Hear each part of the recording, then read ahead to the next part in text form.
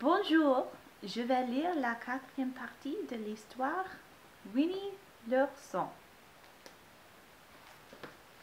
Le cauchemar de Winnie. Écoutez la forêt qui craque et qui gémit. Ces grands arbres se plient sous les rafales de vent. Regardez les nuages, ils roulent dans le ciel gris. Et quand descend la nuit, c'est encore pire qu'avant. La maison de l'ourson tangue comme un bateau pris dans un tourbillon. Quant au marin d'eau douce couché à l'intérieur, il a beaucoup trop peur pour pouvoir fermer l'œil. Peur pour ses pots de miel, vous avez deviné.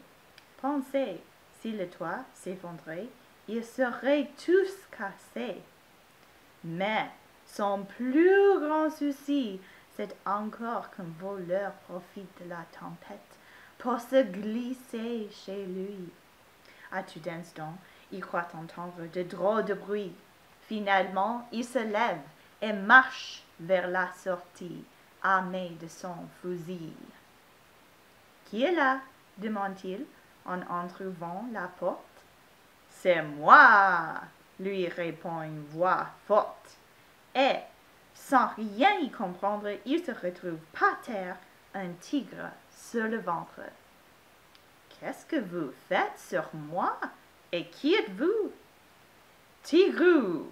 lui répond la grosse voix. « Et vous? » Alors Winnie comprend qu'il n'est pas bien méchant, mais sûrement un peu fou.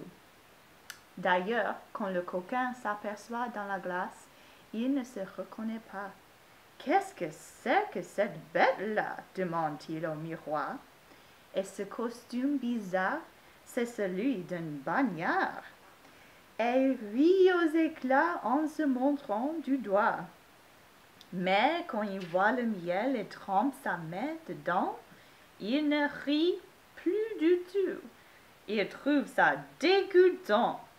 Bon pour nourrir les fouines et pour les éléphants.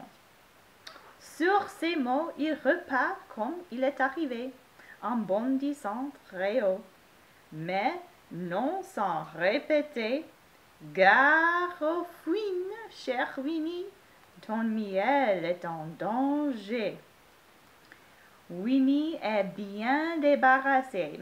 Il va pouvoir se reposer. Mais rien à faire, il est inquiet.